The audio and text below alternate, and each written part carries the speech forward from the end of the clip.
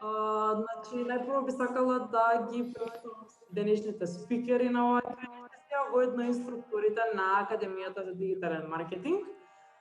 Тука е Дарко Будиовски, собственик на маркетинг агенцијата New Media, МК и Comcast, Даријан Раденковиќ, Head of Digital во Видивака, Иван Димитров, Head of Digital во Групер и Дијана Десподов, експерт во областа со долгогодишно искуство на интернационално ниво и моментално дел од Стартап Македонија. Значи, не би должела повеќе во нивното представување, ќе оставам на нив да си кажат збор-два слободно за себе, бидејќи мислам дека како што можеме да видиме уште од старт се доста расположени за зборење, така и ќе продолжи целата сесија. За да загрееме малку сцената и да се ги спремите сите вашите прашања низ текот на следните 5-10 минути. Ја би ја започнала оваа сесија одма со едно прашање. Можеме да започнеме со Дарко. Односно, Дарко, би сакала да ми кажеш што представува за тебе дигитален маркетинг. Здраво на сите, благодарам на појавувањето. Фала за најавата, вака да бидеме официјални. Тешко прашање, што за мене представува дигитален маркетинг, што за мене представува маркетинг, затоа што јас сум во дигитал едно 15 години и толку многу работи се измениле, тоа чудо едно.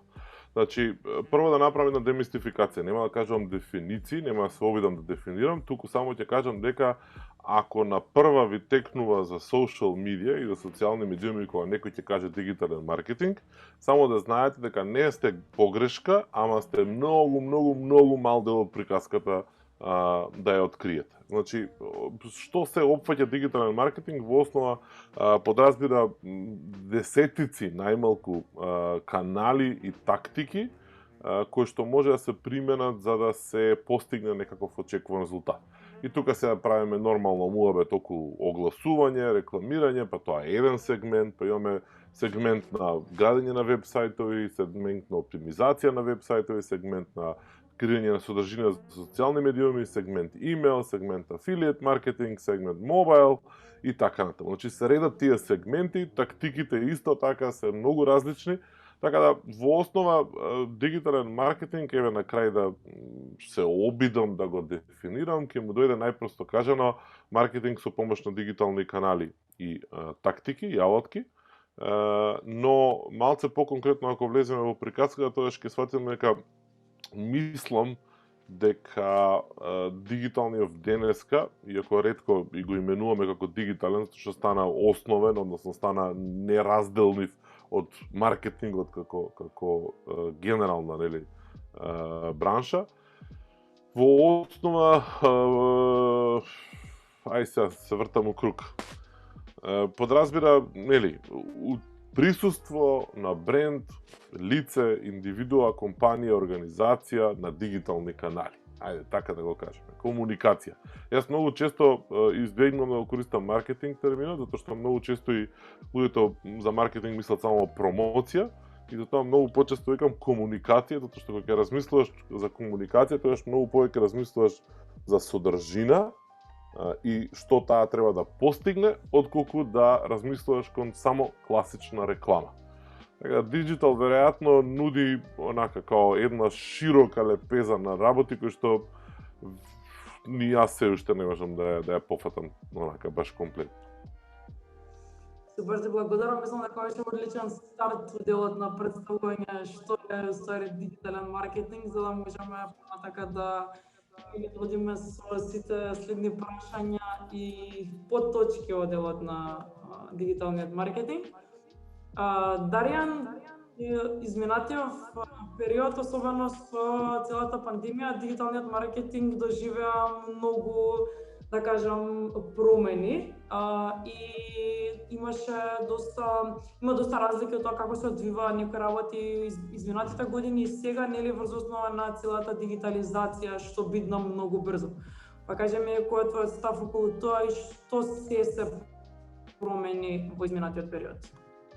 Така, па, ајде сега кога сме веќе во брендирани во дресовите, нели, на македонската репрезентација на ПФМ има еден добар слоган што ПФМ го користи и вика сега е наше време, нели, за фудбалериве, така и за нас маркетериве некако со пандемијата поготоа дојде баш тоа.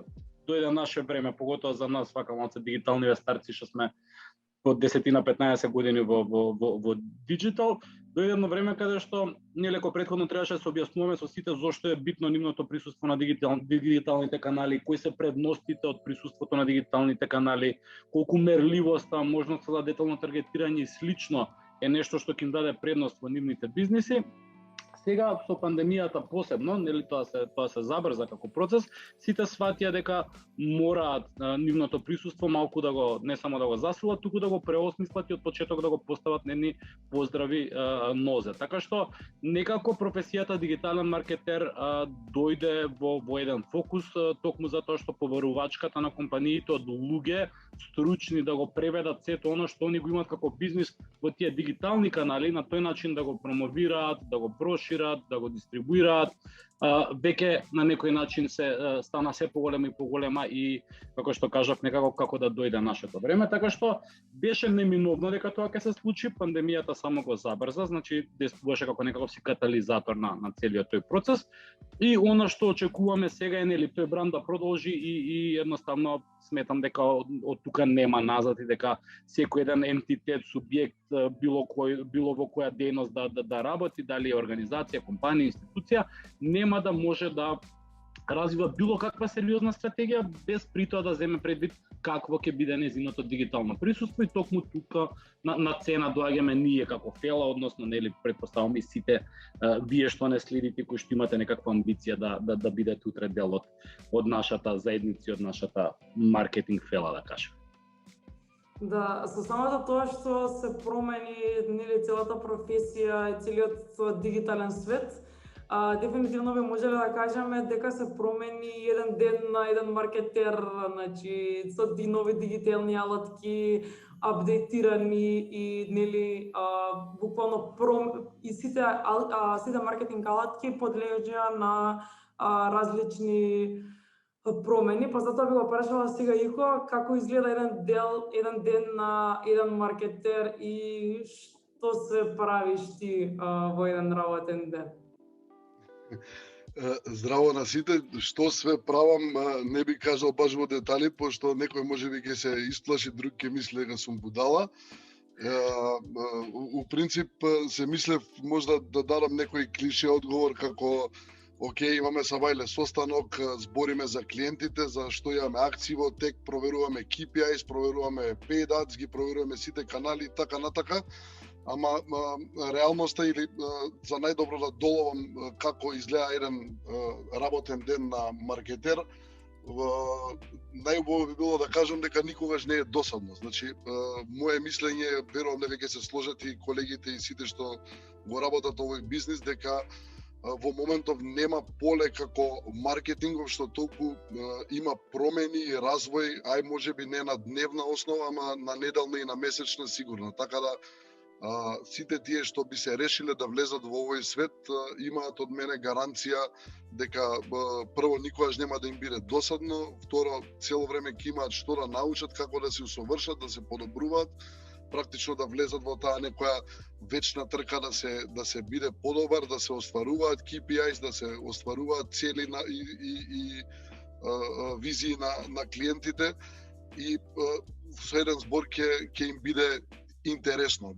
Така што и уште нешто би додал дека за разлика од оние традиционални канали, да речам, на маркетинг, каде може да збориме за работно време, работна недела и слично, дигиталниве канали се нон-стоп онлайн на некој начин и работниот ден би кажал дека трае буквално од кога ќе се разбудиш од спиење до дека да си легнеш, пошто стално нешто се дешава, стигаат нотификации по телефон, дали коментар, прашање, некој пишал, направил, се случило нешто и така што малце подолго трае и поневообичаено работниот ден на дигиталниве маркетери од некои други професии, би рекол. Да, дефинитивно динамиката е тука секој ден и како што кажа, не доаѓа во обзир да биде еден ден досаден, затоа што цело време нешто се случува. Како што нели сите знаете, треба да ги пишувате прашањата доле во четот, слободно може да започнете да ги пишувате. Затоа што тука се сите четворите спикери да ви одговорат нели на секое прашање, да дознаете се што ве интересира од делот на дигитален маркетинг. Така да можете уште одма да ги пишувате прашањата и ќе започнеме едно по едно да ги одговараме. А додека да стигнат прашањата, јас ќе ја прашам и Дијана, бидејќи она е, да кажам, пасија е PR делот и копирајтингот. Па би сакала да прашам нели каде се вклопува PR-от во полето на дигиталниот маркетинг и што за тебе е добар копирајтинг? Фала Дијана за прашањето и за представувањето и драго ми е што гледам се поголем број на учесници тука денеска. Добро кажа, мојот бекграунд претежно е во PR или public relations или односи со јавност и можеби не на сите ќе им биде веднаш асоциација дека тоа е дел од маркетинг, меѓутоа како што кажа колегата Булдиовски, маркетингот е многу широко поле и се состои од многу различни сегменти, така да и односите со јавност тука си го наоѓаат својот дел. Да понудам една симплифицирана или поедноставена верзија или објаснување на тоа каде се вклопува PR-от во маркетингот, би рекла дека традиционално и поедноставено маркетингот се занимава со продажба на производи или услуги, додека улогата на PR-от е да се занимава со продавање повеќе на идеи, на абстракции, на идеи, на каузи и така натаму. Генерално, улогата на PR-от е да го гради и да го заштитува и брендот, а и репутацијата на организацијата или на компанијата. Така да поголем дел од работата кога се работи за односи со јавност се сведува на контент или на содржина, значи на креирање на содржина со која што најлесно и на најдобар начин ќе можете да дојдете до вашата таргет група. Мислам дека како што повеќе и повеќе ја запознаваме нашата публика и нашите потрошувачи, способни сме да направиме колку што е можно по тесно дефинирани buyer персони или таргетни групи. И со тоа ни се отвара можност да им се обраќаме точно на начинот и на јазикот на кој што им е близок на нив. И затоа мислам дека контентот е многу важен аспект во целиот маркетинг. Јас се занимавам со PR веќе 20 години и морам да кажам дека принципите остануваат исти. Се менуваат каналите, секако, се менува можеби брзината со која што течат информациите и се менува насоката, нели? Сега имаме повеќе двонасочна комуникација, додека порано беше само еднонасочна, значи од нас кон публиката, а сега имаме и фидбек. Меѓутоа принципите остануваат исти и мене ми е многу големо задоволство што сум во друштво на така малце помлади колеги од кои што се уште учам, затоа што сум пропонент на доживотно учење и ми е големо задоволство кога ќе можам да најдам начин да ги искористам тие нели традиционални принципи и да ги пренесам на некој нов начин и преку некој нов канал. Така да се надевам дека ќе имам и шанса некои од учесниците денеска да им бидам инструктор и да можам да им ги пренесам знаењата во полето на PR и контент маркетинг. Ти благодарам многу. Фала ти на деталниот одговор.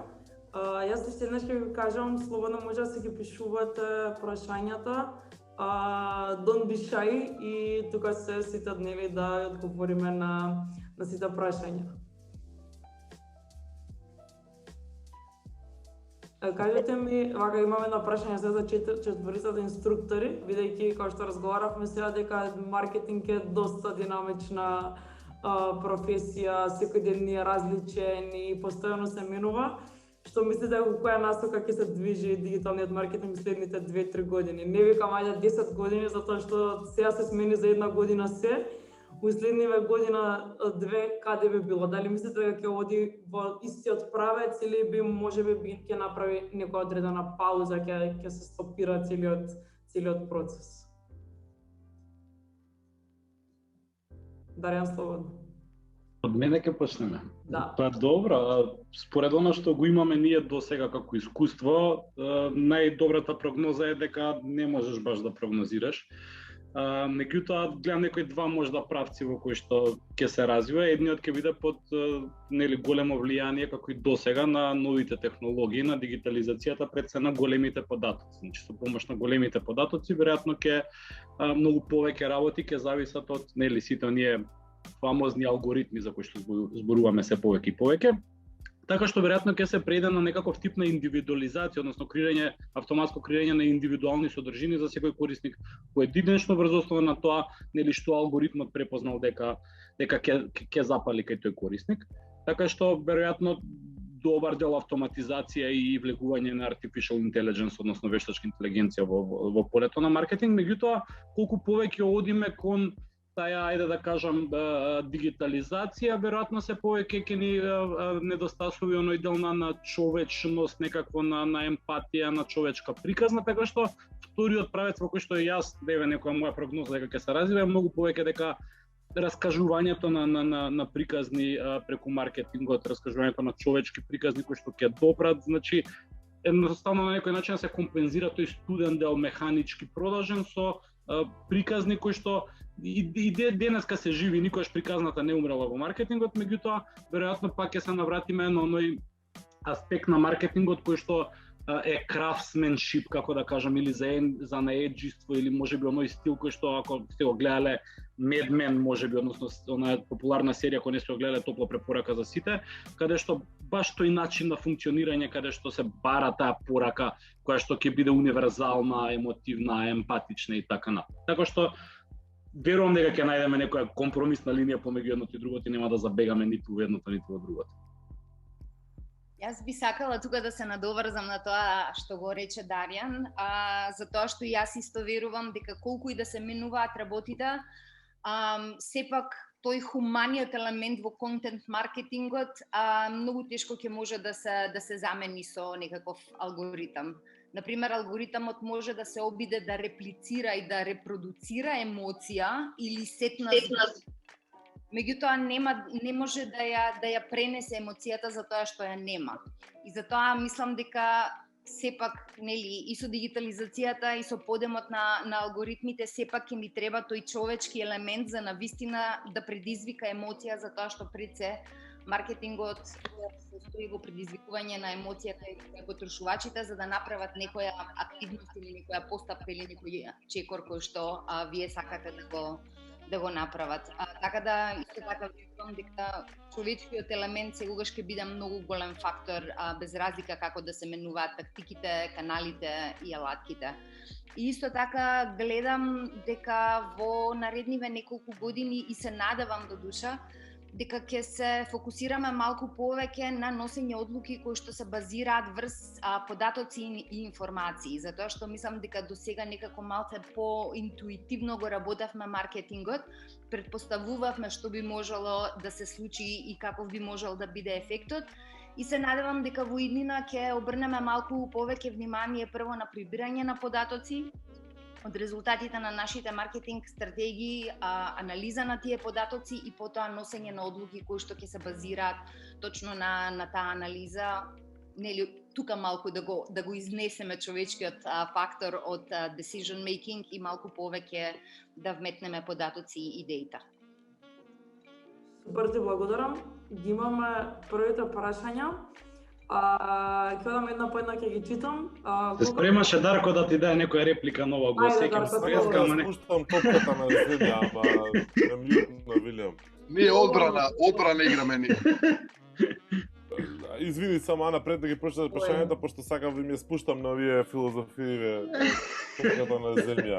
Значи, иднината најблиска имате два моменти. Прво ви е TikTok и како се движи TikTok и како креаторите креираат содржина на TikTok и како ќе се монетизира тоа поврзување со e-commerce. И вториот момент ви е iOS, Apple со заштита на лични информации и тракирање употребина на корисници, кои што го менуваат со комплетно пристапот на ретаргетирање, односно следење на нашите однесувања на интернет, што ќе каже дека во огласувањето сега куки нема да функционира и борбата ќе биде чија платформа, дали ќе биде тоа на Apple, на Google, на Amazon или на Facebook, ќе доминира во опциите за таргетирање понатаму до посакуваните корисници или потрашувачи. Тие се две вака на земја работи кои што сега се случуваат актуелно и ќе бидат најактуелни година-две сигурно. И сега Ана продолжи, извини се прашањата, може. Не е никаков проблем. Вака, првото прашање е колкав процент на поврат во продажба може да очекуваме како допринос на дигитален маркетинг? Hard one. А ја пошто сум вептен директно во e-commerce, може да пробам да дадам некаков одговор.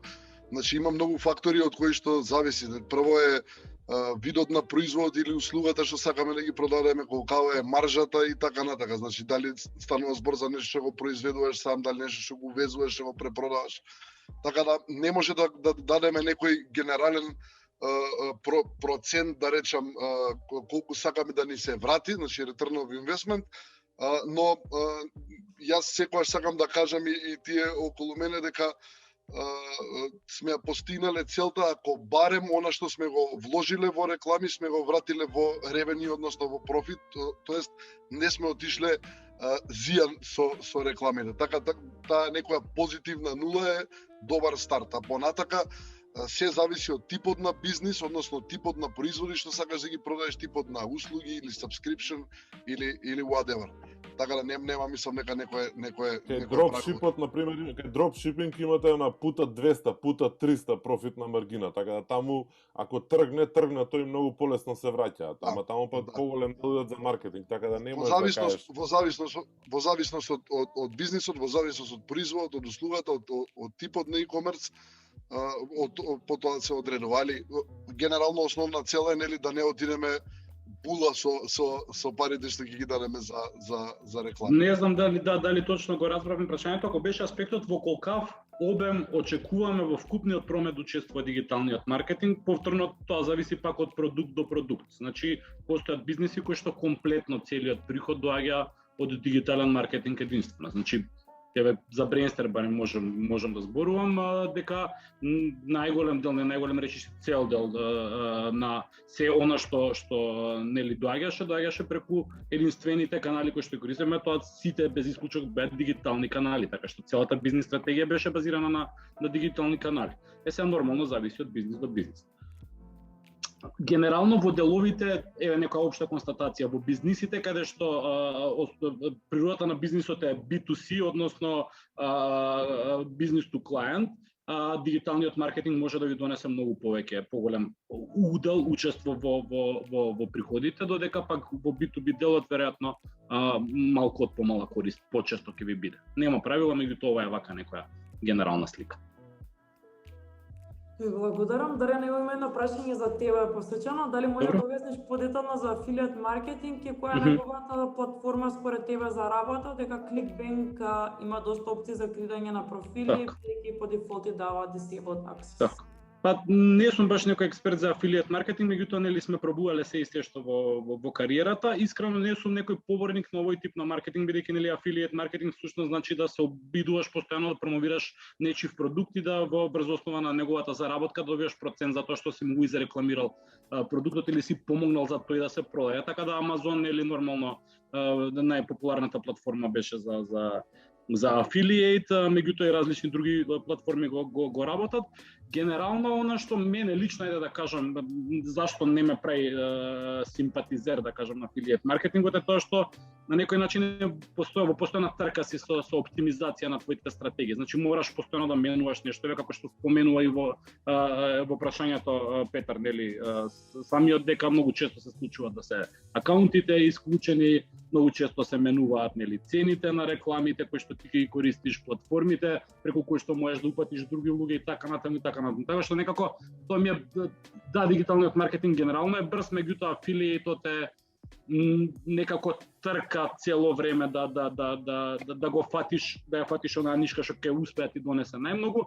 Некојаш ако цакнеш е многу добар, меѓутоа во поголем дел од време тоа е многу конзумира енергија, да кажам, и затоа некако сме го избегавали, ако сме пробували и дропшипинг во текот на кариерата, и афилијети и сите тие работи. Така што Тоа е вака некое генерално мое мислење, повеќе од тоа не би можел во детали искрено. Ја инсайдерски само ќе кажам дека кај гемблинг вакво компаниите само таму функционира како што треба. Затоа што нема дозвола да се рекламираат на други канали, затоа што не смеат. Најчесто на платформите други се е забрането и ова им е една од ретките опции што ги имаат. Да. Први благодарам. Следно прашање, бидејќи рековте дека дигиталниот маркетинг е широк поим, кој дел од дигитален маркетинг според вас моментално е најмногу актуелен и во кој дел најмногу се пронајдовте во секојдневната работа? Така да може слободно еден по еден, зашто ова е прашање до сите, и да ме предност на Дијана. Па вака, кој е најмногу актуелен? Мислам дека контент маркетингот секогаш ќе биде актуелен, можеби тоа го кажувам затоа што јас точно се наоѓам во тој дел. Би рекла дека и SEO или Search Engine Optimization е исто насока во која што вреди некој да се фокусира и да се насочи, затоа што мислам дека би имал доста добра иднина таму. За мене, значи, јас највеќе се пронаоѓам, иако збориме за дигитален маркетинг, кој што многу често нели се одвива преку некакви си devices или некакви си апарати, компјутери, телефони и така натака. Јас највеќе се наоѓам во делот кој што вклучува one-to-one communication или комуникација со живи луѓе. Дали е преку пишан збор или е директно на настани преку town hall meetings или така, јас сепак си го почитувам тој хуманиот дел од маркетингот и од комуникацијата, така да таму највеќе се наоѓам, затоа се занимавам со односи со јавност. Супер, ти благодарам. Кој сака следен? Се надоврзам, пошто се преклопуваме. Значи, според некои согледувања SEO, односно Search Engine Optimization или оптимизација за пребарување сега е повторно актуелна како вештина, пред се затоа што стануваат доста ригорозни и доста сурови социјалните медиуми и платформите за огласување од една страна, а од друга страна затоа што Google долго време најавуваше некои промени на своите алгоритми и конечно овие месеци сега ги пушти во оптек. И као демек сега ќе треба да има пак нов поредок на резултатите и борба да продолжиш, нели, да бидеш добро позициониран со твојата содржина на Google. Нема поквалитетен трафик, односно сообраќај и корисник од оној што доаѓа од органско пребарување. И Search Engine Optimization секогаш ќе остане број 1, без разлика што во голем број на сегменти од бизнисите и од работењето можеби не е доволно релевантен и не е доволно обемен. Меѓутоа, од тој аспект, да речеме и мене лично, аналитика и оптимизација за пребарувачи некако најмногу ми лежат на срце, пошто не најмногу размислување во смисол на стратешко размислување бараат. Нормално еден куп други работи доаѓаат и си одат. TikTok. Добро, да го појасниме можда малку делот, пошто не знаеме нели на кој ниво ни се денеска нели гостите на овој наш настан. Значи во принцип зборуваме за SEO или Search Engine оптимизација. Тоа е серија од техники со помош на кои го прилагодувате вашиот вебсайт, за да може кога некој пребарува подредени клучни зборови на Google да излезете што повисоко меѓу пребарувачките резултати. Значи тоа е еден начин како да се најдете на Google, другиот е со помош на нели самата платформа на Google за рекламирање, која што ви ги отстапува првите 3-4 места, нели оние ад кои ќе видите од страна, тоа значи дека некој платил за да излезе погоре. Така што генерално кога зборуваме за органски трафик, односно за органски сообраќај, зборуваме за тоа дека толку добро ви оптимизиран сајтот што Google кога ќе пребара некој на одредена тема, нешто го дава вашиот сајт горе и тоа ви гарантира многу посетители на вашиот сајт без да платите директно за тоа, како што би му платиле на Facebook за реклама на Google и така натаму. А инаку, уште нешто би спомнал тука, можеби што е доста актуелно, доста барано, интересно платено, меѓутоа што е една понапредна и чадорна вештина, бидејќи во дигиталниот маркетинг многу работи се базираат на аналитика, на следење на резултатите, на подобрување на сето она што го работите во текот на нели во текот на вашите маркетинг активности. Постои сега една вештина која што се нарекува conversion rate optimization, односно тоа е, ајде да кажеме, вештина која што треба да знаете точно како сите ваши маркетинг активности да ги подобрувате во различни одредени сегменти за да би се подобрат и ефектите од сите активности, од сите кампањи и така натаму. Тоа значи дека ќе треба да знаете како да чепнете малце на вебсајтот, да го направите попрегледен, копчињата на кои што клика да ги направите по видливи, рекламите, копирајтингот, односно пишувањето за рекламите да го прилагодите, самата креативи и слично, значи целиот оној сет на активности да знаете по малце да ги штимате, да ги следите резултатите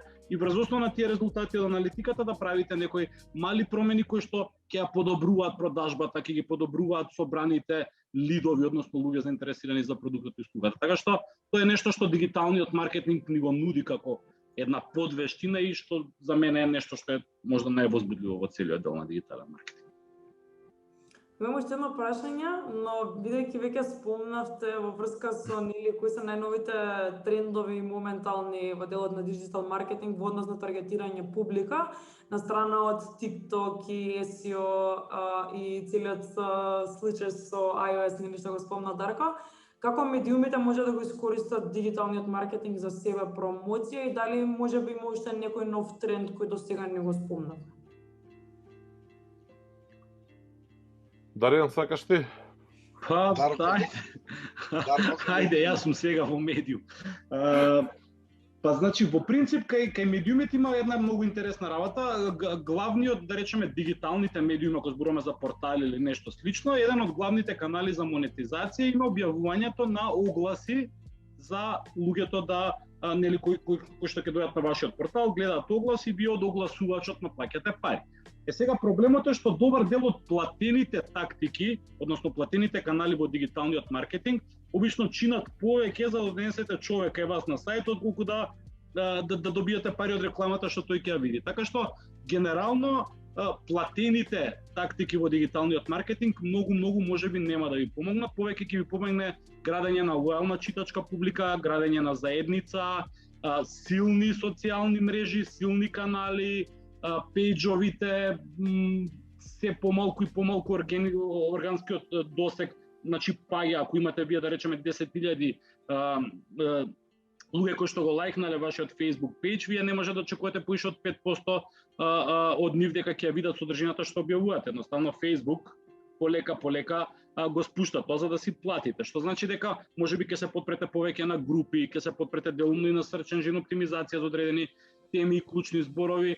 Генерално ќе треба да се обидете да градите лојална читачка публика и сето она што ви доаѓа да се обидете да го донесете преку органски тактики, односно не платени, затоа што секогаш ќе ве чини поскапо да донесете некој кај вас на сајт, отколку што ќе добиете од рекламата што ќе види, иако за некој, да речеме, вести кои што знаете дека може да станат вирални и слично, добро е малце да ги подбуцнете, да им дајате ветер во грб, може би платено за со надеж дека ќе се споделуваат се повеќе и повеќе, ќе добиете луѓе назад. Меѓутоа генерално градење заедница е нешто што прво би го избрал како можеби најбитно и најефикасно ако станува збор за медиум.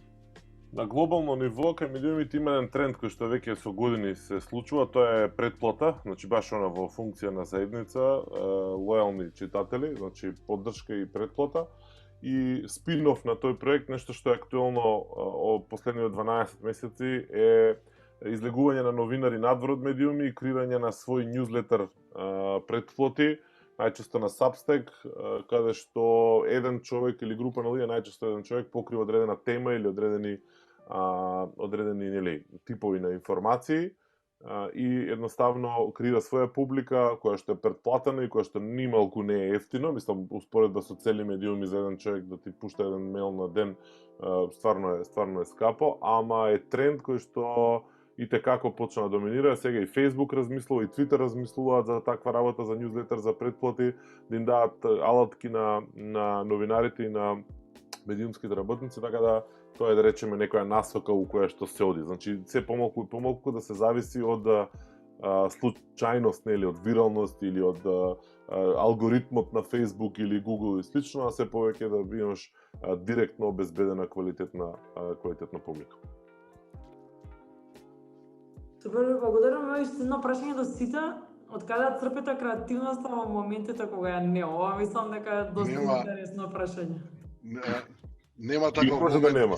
Ико кажи што доручкуваш за креативност. Да, ја пропуштив да кажам преска, значи денот на еден дигитален маркетер или маркетер стартува со доручкување на кловнови и после тоа е многу лесно.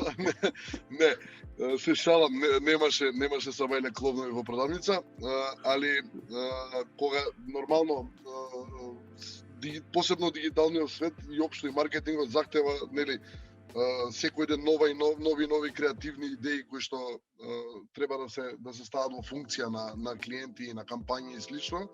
И многу е нормално некад да има дрейн буквално и да немаш идеја или инспирација, али сега не сум сигурен кој го имаше кажано тоа како квот, дали беше Ајнштајн или може ќе грешам.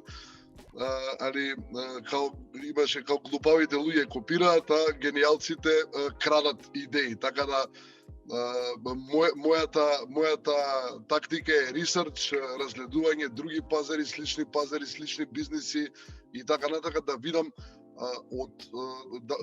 да приберам инспирација практично и да пробам да ја локализирам и да ја адаптирам за мојот бренд или за мојата кампања во моментот кога ја работам, бидејќи секако доаѓаат такви моменти кога не достига инспирација. Еве и јас да се надоврзам на тоа што Ико рече дека генијалците крадат идеи. Јас кога се чувствувам дека сум заглавена во нешто и не можам да се мрднам, се обидувам да се отстранам од таа проблематика и зимам да читам нешто што не е поврзано, например со тоа што го работам во моментот. И може би звучи контраинтуитивно, меѓутоа навистина помага кога малку мозокот ќе го извадиш од таа ситуација во која што си се заглавил и ќе почнеш друг вид на контент и на содржина да му даваш, навистина не знаете од каде можете да се инспирирате. Така да читам се на било која тематика, дали фикшн или нон-фикшн, long form, short form, Twitter, значи навистина не знаете од каде можете да се инспирирате, така да советувам, ако сте стак, ако сте заглавени, ако немате инспирација, оставете ја работата малце да маринира, што се вика, а вие одете и правете нешто друго. Друга работа што би можела да ви инспирира е, ќе звучи банално, меѓутоа искочете, прошетајте низ парк. Ја тука би сакал еден мит да разбијам малку околу таа креативност. Значи креативноста многу почетници во маркетингот е од моје некое искуство. Ја сваќа дека нели седнаш и се брейнстормираме или нафрламе идеи од еднаш кога ќе ни текне нешто креативно. Не, креативноста доаѓа од нешто што се нарекува, се денеска не успеавме да најдеме македонски збор за тоа, меѓутоа resourcefulness. Значи, тоа значи дека треба да имате доста познавања и на контекстот, и на актуелните случувања, и да сте начитани од повеќе области, и да имате некакво искуство и со маркетингот, и со публиката за која што пишувате и така натаму. И дури кога ќе ги поврзете сите тие работи во еден збир, тогаш ќе можете да ги валидизирате идеите, да знаете дека сето тоа што го нафрлате на тој брейнсторминг не е само така нафрлено или оној класичен македонски маркетинг, битно да има рима у слоганот и сме завршиле работа. Значи, немојте да некогаш да ве плаши како почетници во маркетингот ако не ви доаѓа некоја добра идеја, или немојте да се плашите ако некоја идеја која што сметате дека е многу добра не проаѓа добро. Едноставно си треба време да си легнат работите, си треба време да ги врзете сите конци и после тоа можете да се надевате дека може така на бафтана стварно да цакнете некоја креативна идеја. Се друго, како што кажа колегите, многу во најголем дел ќе биде прилагодување, адаптација, што исто така бара доста креативност. Така, меѓутоа, откога ќе го преджвакате сето тоа, можете да дојдете во ситуација каде што навистина некаква оригиналност и вистинска креативност во најтесна смисла на зборот можеме да покажеме како маркетери. Ја нема да се умешам во муавет за креативност, само ќе го спојам со едно од следните прашања, затоа што ќе ми треба едно 2 сати да елаборирам за креативност, пошто ми е накак убава тема. ама не може да ја најдете креативноста на првата страница на Google и да бидете креативни ако ги гледате резултатите што ги гледаат сите останати. Значи само тоа можам да ви кажам. Значи ако ги пребарувате истите клучни зборови и ви излегуваат истите резултати како на 99% од другите луѓе, не може да бидете различни. Ресерч. Ќе го спојам моментот со креативноста со како се станува дигитален маркетер, тоа прашање на Драган, зашто претпоставам дека тука некаде и следно е. Да. Тоа е со кликање, значи со ужасно многу кликање. Што значи тоа? Тоа значи дека да поименам, кога ќе откриете некој нов сервис или некоја нова тип на кампања или нешто интересно, да поминете цела ноќ до 4 саат сабајле додека не раскликате се живо и диво джигар да му влезете и додека не ви останат 5-6 податоци у позадина таму негде на главата за после 2-3-5 недели кога ќе дојде клиент и кога ќе ви каже бе сакам нешто да направиме на оваа тема и ти онака од пушка ќе кажеш можеме ова да го направиме и тоа ќе изгледа како леле епифани сега нели му дојде него идејата му сроди, уствари резултат на 5-6 непреспини ноќи искликани 17 различни сервиси за не знам оптимизација, за контакт форми, за персонализација, за не знам CRM, не знам имейл маркетинг алатки, значи 300 плагини, WordPress и свашта искликано, за да кога ќе дојде ред да треба нешто да се направи, всушност да успееш да ги повезеш тие 5-6 работи изминативе 2-3 месеци што си ги видел во едно и тоа ќе кажеш ова е сега тоа што може да го направиме. Така да, одговорот на прашањето како се станува дигитален маркетер, дали треба факултет, обичен курс или што и да е, ти треба многу кликање и ти треба многу работа. Курсот тука е да ти помогне вакви накалени волци као нас да скокнеш еден куп пешки одење и да преку трупа стигнете до многу по... Кликнавме за вас работа. Да, изкликавме за вас, мавето. Затоа што сепак на своја рука ќе треба да изкликате многу, ама кога има некој да те насочи каде што да очекуваш, каде што да бараш и да ти каже да не троши време на ова или иди директно таму и почни да кликаш, е екстремно многу битно. Значи, сам ќе научиш, сакал сам без курс, сакал со факултет, сакал со курс, тотално небитно. Приказката е дека со курс екстремно многу побрзо и подлабоко можеш да влезеш у темата. Со било каква формална или неформална едукација можеш за многу кратко време, многу подлабоко да влезеш у темата и да откриеш кој дел тебе повеќе ти лежи или не, и да се насочиш во некој дел од оваа бранша и да можеш да многу брзо бидеш спремен за да се понудиш на пазарот и да монетизираш нормално. Гледам веднаш на следното прашање, дали една компанија може да има добри резултати доколку се рекламира само на Facebook и на Instagram, односно само на социјалните медии? Може, пак. Зависи. Зависи. Точно ние не треба да го кажале тоа. Ти си има свое. Ај преземе тај достот. Може да има добри резултати уопште ако не се рекламира на Facebook и на Instagram. Нема правила, стварно зависи нели од типот на компанијата и типот на производ што го продава, али генерално моментално од мое искуство може ќе ме поправат колегите, кај нас тие два канали се што најмногу функционираат, односно имаат најмногу корисници од кај нас кои што можат да потрошат пари, односно да купат нешто од некоја компанија. Така да ако треба да направиме приоритет, сигурно приоритетни канали би биле Facebook и Insta, ама тоа не значи дека не треба компанијата да биде присутна и на сите други канали, платено или не платено. Значи, мојот став секогаш е дека секоја компанија треба на сите канали да биде присутна, макар и она органски буквално да те има како бренд, зашто има корисници кои што нивното однесување многу често дека не сакаат да ја напуштат платформата на која што се наоѓаат и таму срчаат нешто и буквално некој твитерџија што нема ниту еден друг акаунт, ни Facebook, ни Insta, ни ништо, можно е на Твитер да пребара твојава компанија кај си, што си, чисто за да види некоја информација или да се јави или whatever. Така да треба да ти има на сите канали, нормално со тек на време ќе видиш кои канали функционираат за тебе и за твојата компанија или за твојот производ. Така, можеме да го превртиме малку наопачки прашања, значи кога маркетери не се прашувате дали Facebook работи, дали Insta работи, се прашувате која е вашата целна група и која е пораката и на кој начин најдобро ќе ја пренесете до нив.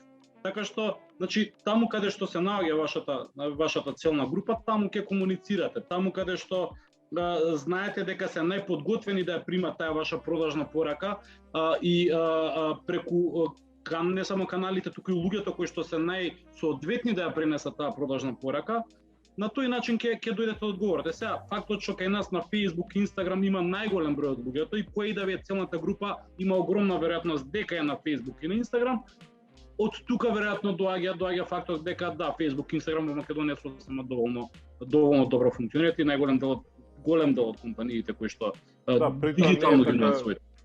При тоа не е така едноставно се каже Facebook и Instagram, пошто на пример на Instagram имаш најмалку 3 сегменти кај што имате 3 различни типови на корисници и однесувања и така натаму. Така да едно е feed, друго е Reels, трето е Stories, така да затоа секогаш вратете се еден чекор поназад и онака со common sense пробајте да го разглобите тоа. Се си има свое. Се си има свое. Мислам дека со ова автоматски да говоривме следното прашање на која социјална мрежа дава најдобри резултати, претпоставувам нели Facebook, Instagram, мислам дека моментално дефинитивно кај нас се само. Да, сме цакнувале многу често на Google Ads. Значи некој keyword кој што не бил многу скап, се додека имаше еден период кај што не беше толку ригорозен по однос на македонски реклами, затоа што на другите пазари е малце повеќе гужва, меѓутоа сме ловеле доста и преку рекламирање на Google, односно на еден клучен збор. Шлеп служба не се рекламира на Facebook. Така, шлеп служба не се рекламира на Facebook. Да. Така да, значи може да е најбољи Facebook и Instagram, ама шлеп служба на Google треба да се рекламира. Пошто ти на Google пребаруваш телефонски број. Така да, само тоа како перспектива. Кога сме веќе кај Google Ads, Дарко, Google Ads или Facebook Ads? Драма. Види, зависи за кој пазар. За Македонија Google Ads ти е Mission Impossible. Мислам, како слушам дечки зборат им поминале рекламите, ме свегаш. Виделе таму помчи некој како поминале рекламите. Јас сега правев јубилеј 5 години како ми пројде една реклама пред 5 години. Тука си имаме многу мачено. Инаку чисто да дадеме контекст на тоа што го зборуваме, Google рекламирањето на Google последниот период не е возможно за македонски компании, односно македонскиот јазик не е официјален јазик кој што го поддржува мрежата за рекламирање на Google. И ако направите реклама на кирилица која што води на македонски сајт, најчесто ќе одби и нема да ја пушти да се појави. И сега претходно пробувавме сите мал милион финти, успевавме некако да го победиме Google и на крај чисто да бидете свесни, само кога ќе викаме Google рекламирање, тоа значи Google Search, односно пребарување, тоа значи YouTube, видео реклами и нели банери, и тоа значи на милиарда различни сајтови по светот, не и Македонија, банери во кои се GDN, односно Google Ads дел од мрежата. Така да тоа кога викаме ние Google рекламирање, тие 3 големи сегменти се на кои што мислиме. Во секој случај и Facebook денеска овој период станува екстремно комплициран за работа. Знае многу често да блокира акаунти, да одбива реклами и слично, така да вистински предизвик е да се функционира во време, ама поевтино и поефективно во голема мера е Facebook локално. За надвор зависи од сценарио до сценарио. Кога сме вика делот кај адвертайзинг на Facebook и Instagram има прашање од Ване како да го додадеме клиентот на бизнес менаџерот. Ване, јас ќе ти спратам на линкче и ти спратам линкче со инструкции како да го додадеш, бидејќи во делот на Facebook бизнес менаџерот има целосни инструкции и help центар со детални буквални инструкции, само треба да се направи еден добар ресерч, така да ќе добиеш линкче од нас како да го додадеш. Како да ни прати многу багови, знаеш. И веројатно на крај ќе дојде со лаптопот кај тебе во канцеларија за да ти да му искликаш место него. Како да ни прати клиентот векторско лого? Во Word како? Имам исто така прашања. Како да најдеме клиенти во дигиталниот маркетинг? Пример за Ау, advertising, lead generation, copywriting. Колку време имаме? Колку време имаме? Имаме уште малце време. Мислам дека ова е најтешкото прашање, како да се дојде до клиентите, најпаметно е клиентите да те најдат тебе. браво. Затоа што тоа значи дека си направил нешто добро и си видлив и некој те препорачал или правиш нешто добро, па макар и за себе, за свој бренд личен, не знам, вебсайт, можеби YouTube канал, можеби Instagram канал или што и да е. И во таква една ситуација можеби си, не знам, инфлуенсер, можеби си на Twitter многу добар копирайтер се гледа. Јас имам вработувано луѓе и преку блогови 2005-2006 година, да не ги именувам. Ама значи на диджитал имате неспоредливо лесна шанса да се покажете дека знаете нешто да правите јавно, тоа да го забележат луѓе и да ве бараат вас, а не вие да ги барате нив. Имаме малце едно поразлично прашање од цело што зборавме до сега. Не спомнавме воопшто за lead generation. Јас го видов ова прашање, ја би го одговорил. Значи, нова прашање може, мислам дека да дадам концизен одговор, да не биде зависи. Значи, да, дека не зависи, дека точно се знае. Значи, ако сакате, значи тука зборуваме за прибирање лидови. Лидови се луѓе кои што се заинтересирани за наш продукт или услуга, ама активно се заинтересирани и спремни се во замена за нешто да ни остават нивен контакт и дозвола да ги контактираме. Значи, во принцип, кога зборуваме за како најлесно да органски да собереме лидови без да плаќаме за тоа, треба да сватиме дека lead generation, односно процесот на прибирање на лидови е процес на размена. Значи, треба на некој нешто да му дадеш, за тој да ти даде на тебе дозвола да му пристапиш со некаква продажна комуникација. Сега, проблемот тука станува така што со текот на времето овие приватни податоци стануваат се поскапи и поскапи, вие треба се повеќе и повеќе да ставате на вагата. Кога велам поскапи, на времето кога ги правевме ние првите мейлови, се радувавме кога ќе ни стигне мейл.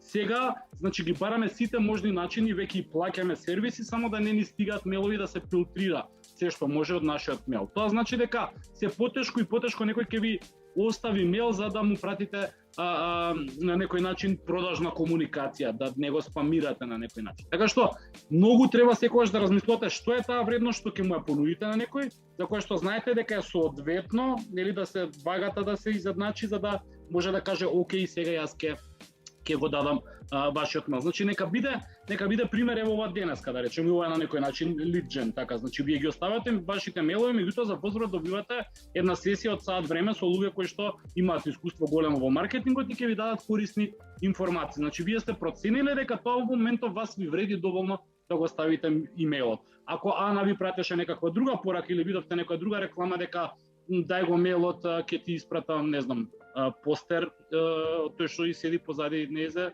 веројатно немаше да го дајете мейлот. Така што отприлика секогаш што е вагање и вагајте за да изедначите двата таса на вагата. Имаме тука исто така едно, можам да кажам, малце по техничко прашање од делот на Facebook менеджер, кај што многу имаат проблеми со него, дека бил хакиран приватниот акаунт, но не успел да си го врати, па дали би имале никаков совет во тој дел? Преболи го. Тоа е како бивша девојка или дечко. Мислам дека се поголеми проблеми се зна да се случуваат. Тешка е разбирачката со Facebook реално, така да освен ова размена на мейлови, appeals, репорти и слично, друго не гледам решение. Едино ја имам пријател што работи во Даблин во Facebook, ниту тој не може да ми помогне за некои работи, така да не гледам вака решение некако на прва да кажам. Да, особено кога станува збор за проблем веќе 3 години стар, мислам дека Да. Се потешко е да се дојде до тој акаунт. Имаме само едно прашање што не е одговорено, што беше малце погоре и тоа е околу програмата, односно кога ќе започне, колку време трае програмата на академијата, колку пати се неделно часовите и во која насока и како се одвиваат предавањата. Јас би го презела тој дел само да дадам неколку информации во врска со академијата. Предавањата на академијата се 3 пати неделно, по 2 часа на ден. Значи програмата започнува во октомври, но претходно добивате бесплатна предпрограма од нас која почнува во август. Предавањата се онлайн, директно преку нашата платформа за учење и имате пристап до платформата постојано и добивате бонус материјали, туторијали, видео инструкции од сите инструктори, за да можете многу полесно да го совладате целиот материјал. Цената на академијата е 1450 евра и постои можност за плаќање на рати. Тука доле во чет ќе ви го пишам мојот мейл за подетални информации околу програмата или доколку некој сака да ме исконтактира околу целата академија, слободно може да ми пишете на мейл за да договориме на информативна средба и да поразговараме многу подетално околу програмата. Кога сме веќе од делот кај имам уште едно прашање, јас би сакала да прашам малку поразлично нешто кога веќе сум тука, за кој вид на маркетинг станува збор за создавање на целосна смислена снимана ТВ реклама, например реклама за Кока-кола, Airways или слично. На мјут си, Дарко. Мјут. Ама Билјам треба да го анмутне. Добре. Не, имам дозвол. Значи, има два моменти, тоа би го нарекле ATL или Above the Line, кој идеме на телевизија, радио, билборди и слично, по старински параметри, а по денешни параметри тоа би се нарекло Integrated кампања, затоа што многу ретко ќе има само ТВ спот, многу почесто ќе има цела платформа која што ќе вклучува разноразни активности, апликации, engagement, односно вклученост некаква на дигитални платформи, плюс апликации и слично, и нормално ќе биде проследена и со ТВ, принт или радио реклама. Земете ги Кока-кола, например, за Европското првенство во фудбал, значи, нели, имаат апликации, имаат таму, не знам, да собираш стикички, па бла-бла-бла, во албуми внатре, па реклама на телевизија, па под чишињата, па кодови да праќаш, па мал милион различни има, така да се е тоа на купче, си помагаат еден со друг каналите и затоа на почеток реков јас дека диджитал и многу тешко може да го одвоиме денес како самостоен, затоа што буквално секоја една механика кај што треба да имаш вклучување на корисници или потенцијални купувачи, всушност се вклучува диджитал. Без разлика дали станува за обична промоција на, не знам, во продавница или во трговски центар, обавезно има вклучување на, не знам, споделете на Инстаграм, објавете, тагирате на Фейсбук или нешто слично, така да нема разделување веќе. Со тоа што ако мислиш на делот на самото креирање, да кажеме, на едно парче реклама, тоа потпаѓа и под копирајтинг, значи нели тој што ја креира, ја концептуализира рекламата, пишува, смислува сценарио и слично. Продукција која што ја спроведува. Да. Дефинитивно може да се каже дека е цел процес, дека не е само под кој вид на маркетинг спаѓа, туку е се опфаќа во овој дел на креирање на една реклама. Дали Ико, хајде unmute. Повеле дали може. Добро. Кажа веќе тоа што мислам. Супер, те благодарам. Слободно да го имате некоја прашање. Ова како, да, и како еден заклучок еве постојано нели се повторува. Маркетингот е всушност една контекстуална, да ја наречеме, дисциплина, така што многу ретко ќе извадите само еден сегмент од маркетингот и за него ќе може да зборувате. И добри маркетери ќе бидете, колку повеќе од големата слика успеете да фатите, толку подобро ќе работите во делот на маркетингот и ќе бидете поуспешни. Токму затоа и академијата е така структурирана да ги опфаќа сите сегменти на маркетингот, да ви даде една добра, солидна база, без разлика што нели некој од вас веројатно ќе сакаат утре да работат во еден сегмент од маркетингот, ниту било кој сегмент за специјализација да го изберете, таа добра темелна база која што целиот контекст на маркетингот го опфаќа ќе ви помогне многу да побрзо се развиете во една единечна Имаме, мислам дека и најинтересно си проаѓа студентиве на тие часови кај што пробуваме еден тип на содржина да го најдеме контекстот на сите платформи, односно да ја адаптираме во контекст на сите платформи. Баш е предизвик и практично се покажува дека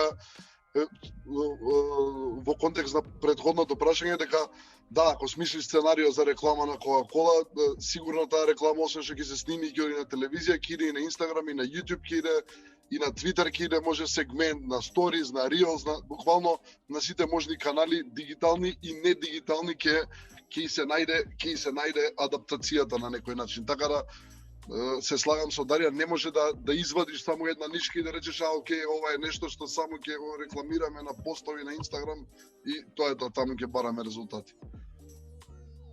Имamo уште едно прашање, кога веќе сме кај маркетинг кампања и целата академија, бидејќи на крај на академијата инаку целта и завршниот проект на студентите е да креираат целосна маркетинг кампања со сите аспекти, сите модули што ги имаат изучено низ текот на академијата, за да може еве на крај при презентација на клиентот да му дадат еден, да кажем, извештај за таа кампања. Објаваме едно прашање, каков извештај репорт им давате вие на клиентите за успешност на маркетинг кампања? Зависи. се шалам, ама не се шалам.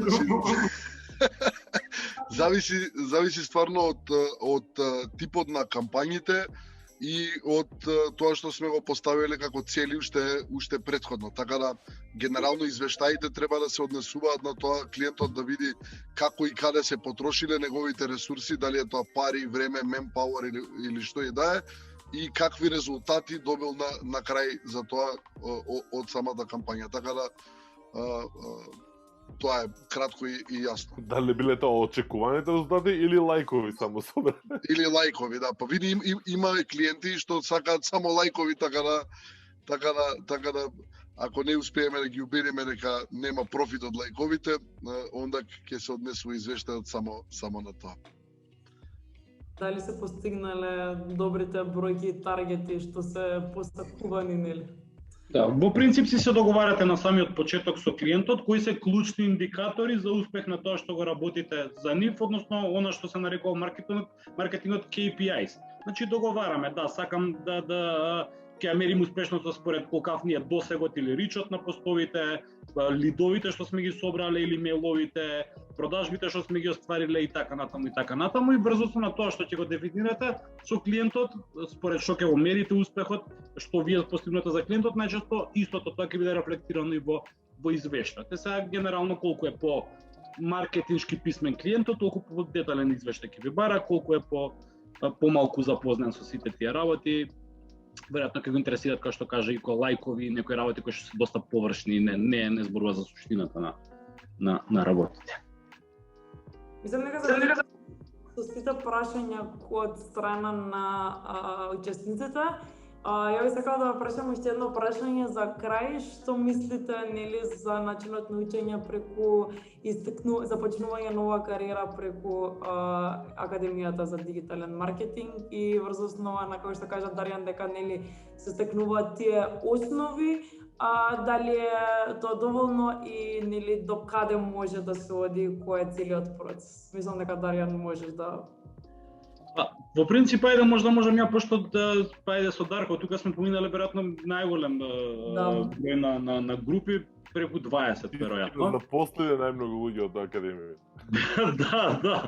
Значи во принцип натаму ми се движеше муаветот дека на вистина сега тие ни се колеги, не само што ни се колеги голем дел од нив, туку голем дел од нив бидејќи нели со тек на време се вртите и вие кон некоја работа која што е нели посериозна, Дарко веќе управува собствен бизнис поголем број години, јас веќе исто повеќе тоа е некој природен развој од маркетинг иде тук во развој на бизнис веројатно или се фокусирате само на стратегија и слично. И сега кога станува збор за технички работи и нешто што ние не сме во тек, иако Дарко тешко со нешто не утека, ама се осврнуваме баш кон голем дел од колегите кои што пред 3 години, 4 години ни биле студенти, затоа што голем дел од нив навистина тука ги направи првите чекори и многу брзо дојдат до солидни вработувања, ама не вработување како вработување, не е тоа пикот на она што го бараме, него добија можност да се развиваат у нешто што го сакаат. И тоа е најбитното исходиште. Значи, они сега работат и развиваат кариера и напредуваат во делот на маркетинг и сега они се луѓето кон кои што ние се свртуваме некош да ни кажат нешто што е баш онака важно, битно, го научиле или го знаат по-добро од нас сега. Мислам дека ова е сега следното прашање на Ристо, е најчестото прашање на сите кандидати на Академијата, дали организираме дружби. Да, дефинитивно, но сега ради целава ситуација со короната и со условите што не беа за дружби, малце тоа, да кажам, се стиши и беше се виртуелно и дружбите ни беа виртуелни. Да, Даријан најчесто не вика во кафана. Има срушено рекордот во невикање. Не е точно. Да, ама он знае дека јас и Дарко играме за репрезентација, сега ни почнува тренинг и не сака да пиеме. Не сакам да ме вадам од форма. Да не изгубите кондицијата. Дали имате уште некое прашање да го примате, слободно може да го пишете. Во други случаи мислам нека можеме да превршуваме. Би сакала да ви се заблагодарам на сите за учеството. Верувам дека ви беше ова една супер едукативна и забавна сесија, бидејќи стварно се опфатија многу големи делови и теми во делот на маркетинг и поразговаравме подетално околу се.